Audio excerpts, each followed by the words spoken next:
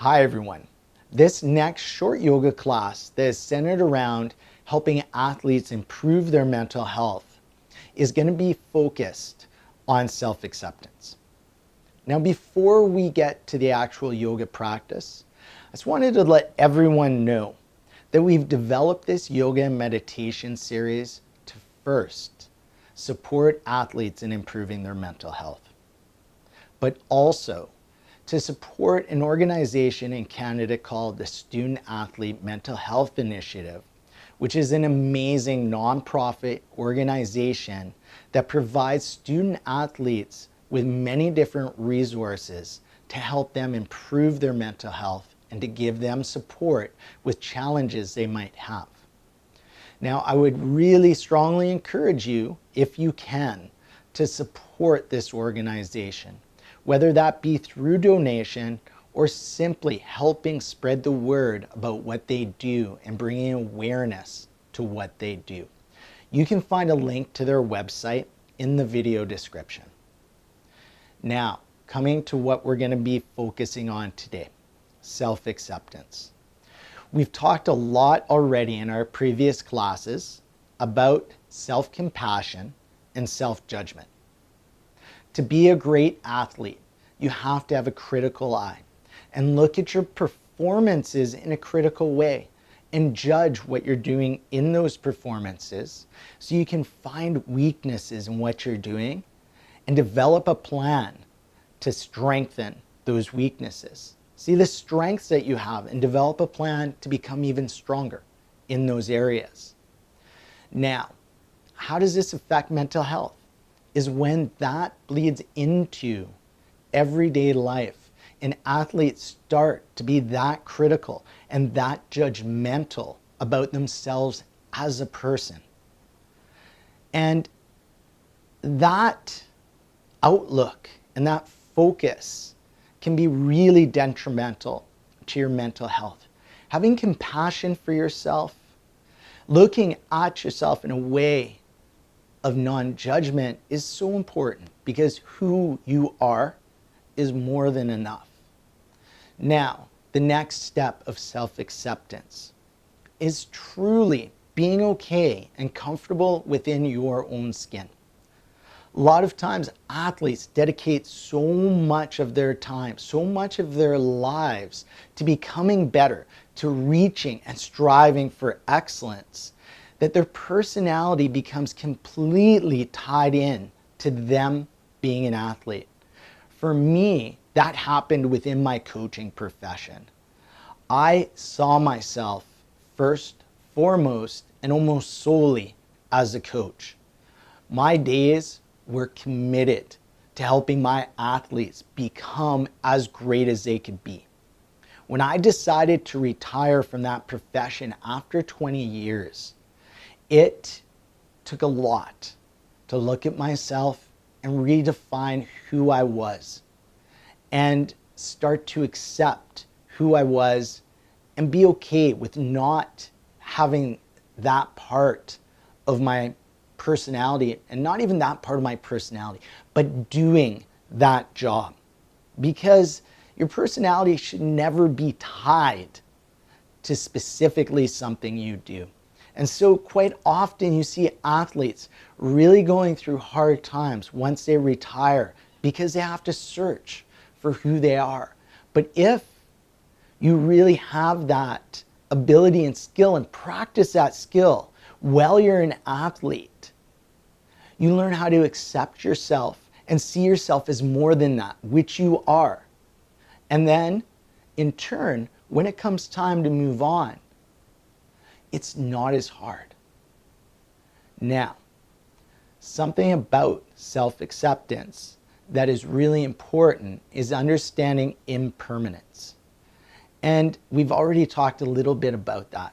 But one of the things that we know is going to happen in life is that things are going to change and nothing is permanent. We talked about that with being an athlete at a high level. You're not going to continue that, or you're not going to have that in the same way throughout your entire life. It's going to change. Same way as for me, coaching changed. Now, we're going to experience change that's desirable. We're also going to experience change that is undesirable. And we have to learn how to accept whatever change is happening and be okay with that impermanence and really have a solid belief and acceptance in who we are. So that's what we're going to be doing throughout, or focusing on throughout, this short yoga class. One of the things with this yoga class is it's a very restorative class where we're coming into poses that we're going to hold for a little bit longer, but are going to be completely focused on allowing you to relax and let go, both through the body and the mind. So some of these poses you may not even feel a stretch in, but they're designed and they're created to allow you to relax and let go.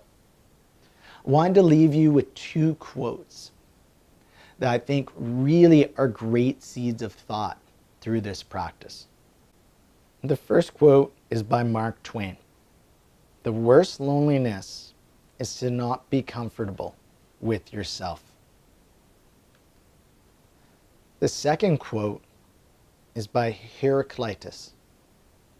"No man ever steps in the same river twice, for it's not the same river, and he is not the same man."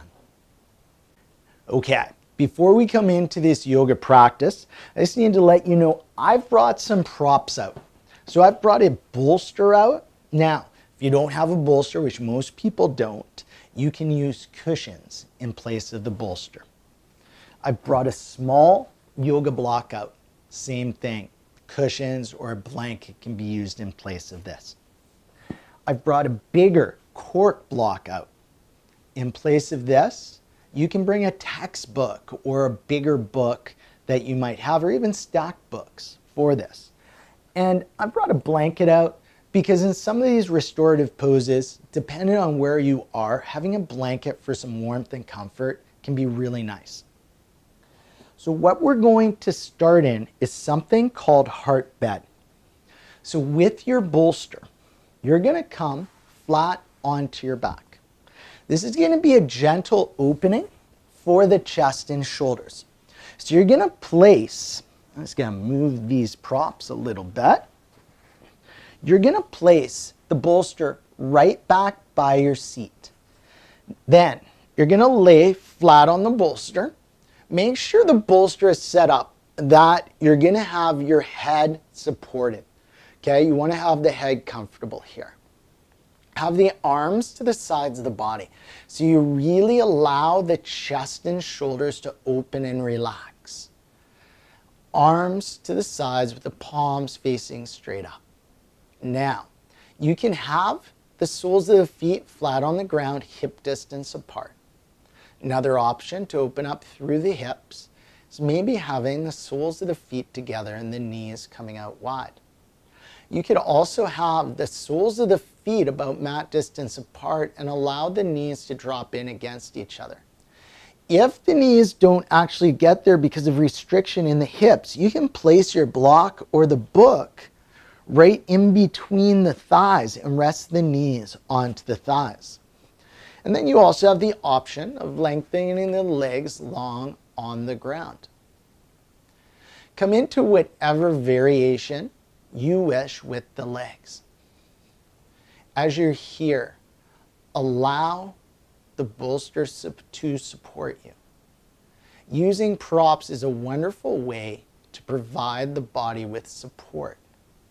And once the body starts to realize that it's safe, supported, you can start to allow the prop to support your weight, and in turn, allowing the body to relax, knowing that it doesn't have to protect itself. So over the next 3 breaths, see if you can allow yourself to truly trust the support of your bolster or cushions, allowing the body to relax a little bit more.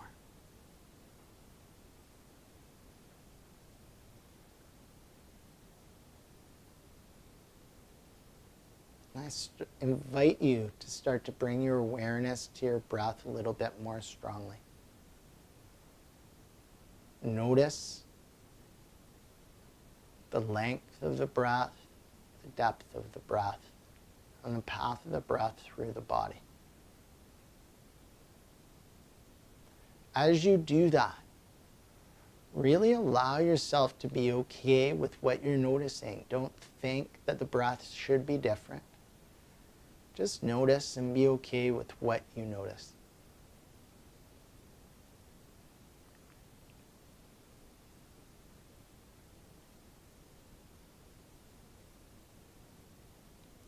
And then over the next 6 breaths or so, I invite you to bring the awareness into the body. And move that awareness from either head to toe or toe to head. And simply notice how your body feels at this point. See if you can do that without expecting how you will feel or judging how you do feel, thinking that you should feel a different way. Be okay with what you notice, accepting what you notice.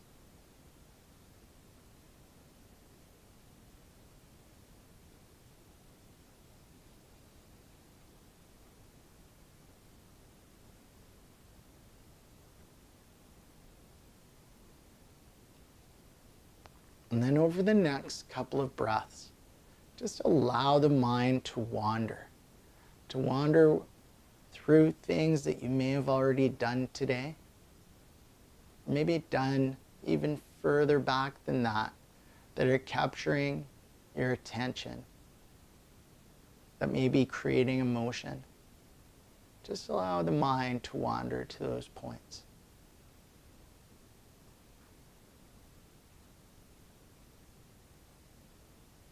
And then, over the next few breaths, allow your mind to wander to ideas, to thoughts that might be happening in the future, things that you might be anticipating that might grab your attention. Just notice them.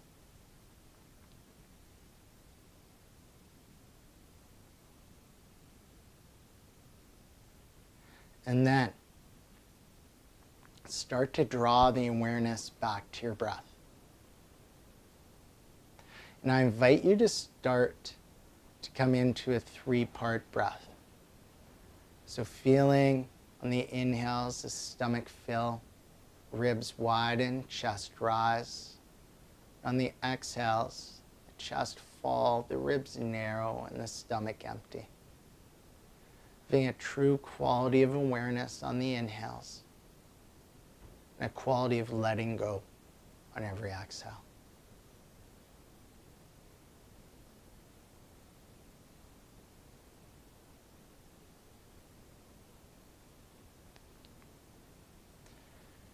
Now, with wherever you are with your legs, I invite you to just bring the soles of the feet together, the knees together, and come off of the bolster or the cushion slowly, and just coming on to one side or the other.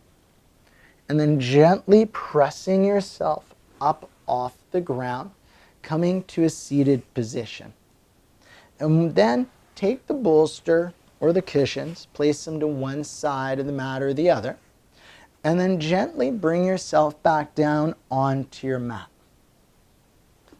Once you've come down onto your back on your mat, bring the soles of the feet flat on the ground, about mat distance apart, the arms to the sides of the body with the palms facing straight up. On the exhale, drop the knees to the right, turn your gaze to the left. Inhale, come back to center. Exhale, drop your knees to the left, turn the gaze to the right. Just doing this a couple of times, connecting your movement to your breath, allowing the hips to open gently. Next, inhale, come back to center, bring the feet to hip distance. And on the inhale, bring your left ankle onto your right thigh. Gently curl the toes of the left foot back towards the shin. Allow your left hip to externally rotate. Now this might be enough opening for you here, stretching into the glutes. If you wish, you might bring your right foot off the ground, your knee in towards your chest. Holding on to either the back of the thigh or the front of the shin. Wherever you are, work with your own range.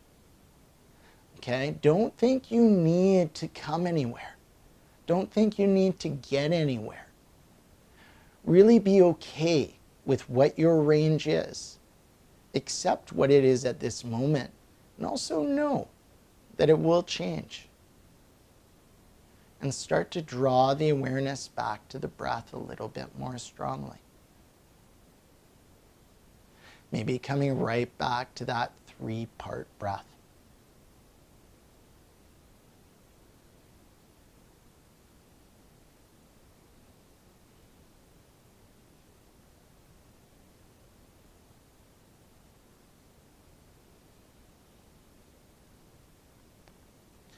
Then on your next exhale, if you're holding on to the leg, just release the leg. Sole of the foot comes down to the ground. And then inhale, bring the knees into the chest, hold on to the shins. And determine here with your own awareness, do you want to create some movement or do you want to stay in stillness? Really listen to your body and start to trust yourself.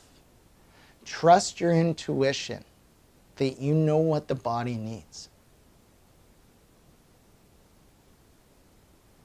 And then come to stillness, release the legs. Have the soles of the feet come down to the ground. Feet hip distance apart. Inhale, bring your right ankle onto your left thigh. Allow that right hip to externally rotate. Once again, this might be enough opening for you here.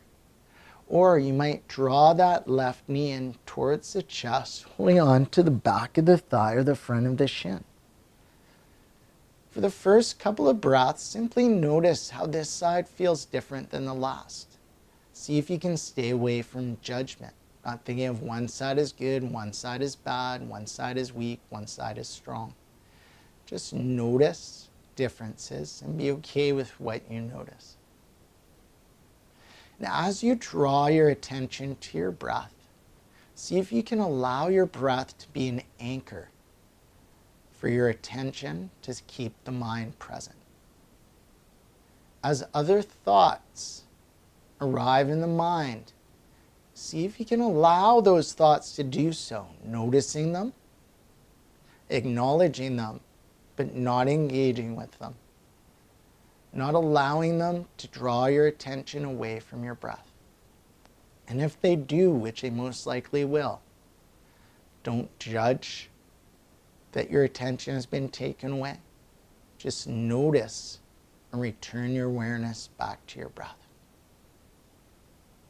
On the next exhale, release the leg. Allow the sole of the foot to come down to the ground. Inhale, unwind the legs, bring the knees into the chest, hold on to the shins. And once again, listen to your body. Do you want to stay in stillness? Do you want to create movement? Trust your intuition and also notice how this pose may have changed. On your exhale, release your legs, soles of the feet back to hip distance, flat on the ground. Arms to the sides of the body, palms facing straight up. On your exhale, drop your knees to the left, turn your gaze to the right. Inhale, come back to center. Exhale, switching sides. And I invite you to really notice now, moving through your own breath, how this movement might feel different, how this movement has changed, how your body has responded. Once again, without expectation and without judgment. Now, next time the knees are over to the right, just come to stillness. Come right onto your side. Place your hand down. And then gently press yourself back up to a seated position. Now, I'm going to use the bolster again. What I'm going to come into to start with is called deer. So you're going to bring your left leg to about a 45-degree angle out in front of you. You're going to bring your right heel to come back towards your right seat.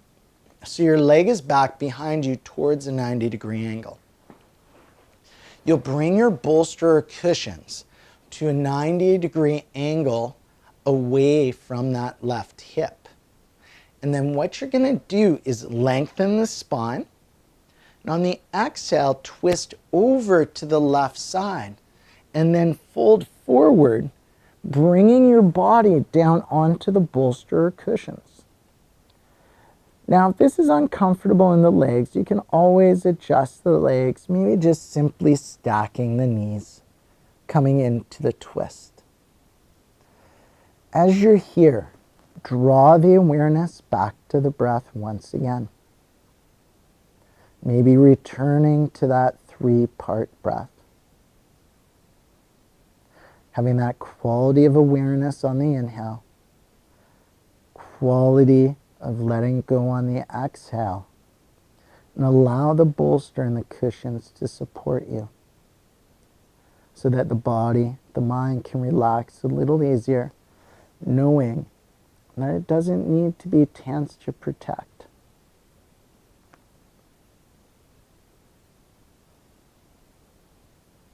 Notice your thoughts without engaging. Truly observe your breath and allow yourself to let go. Notice, observe, and allow.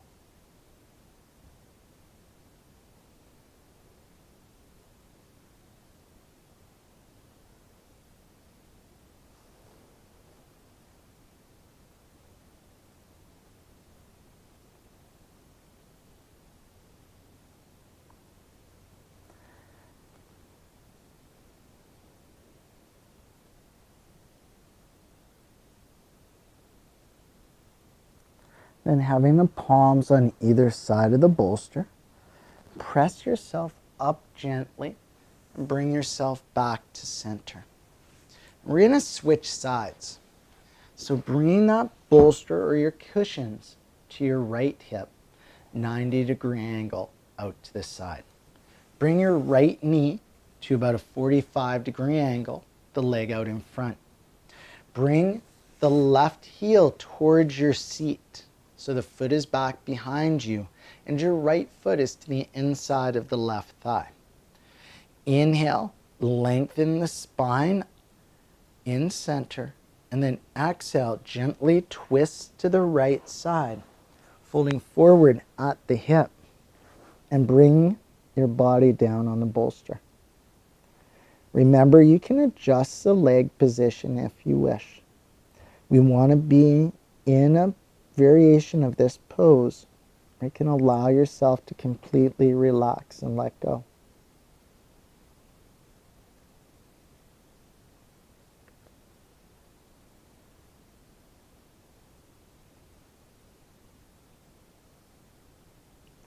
Take a breath or two and notice how this pose might feel different on this side compared to the last. Staying away from judgment, simply notice.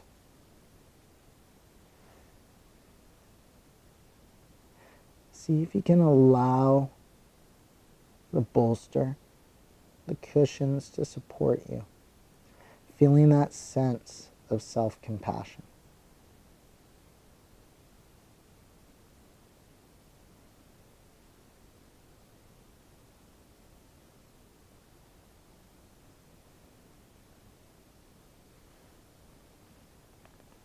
Notice, observe, and allow.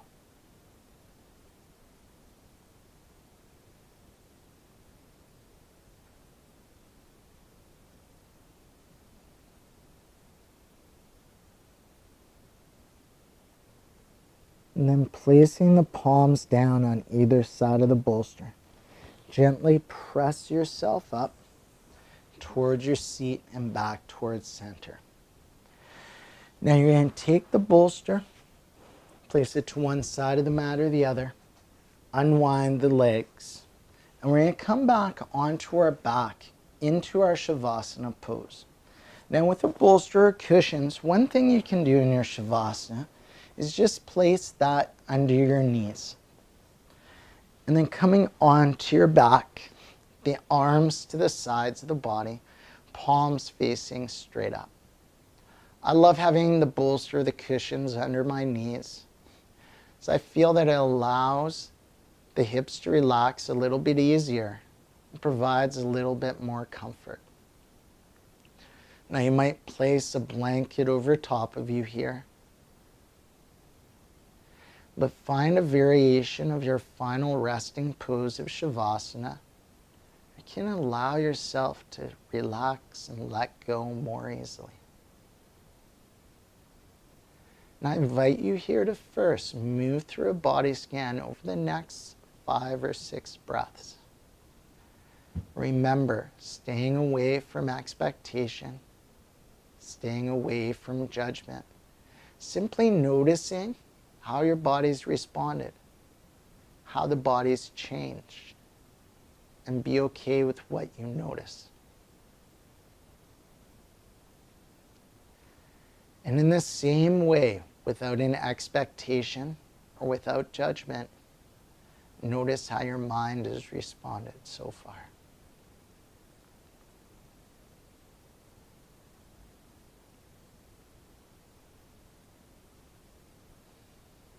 And then what I invite you to do over the next number of breaths, moving as slowly as you wish, go through another body scan. And as you find areas that might be a little bit more stiff or tight or gripping, keep your awareness there for a few breaths.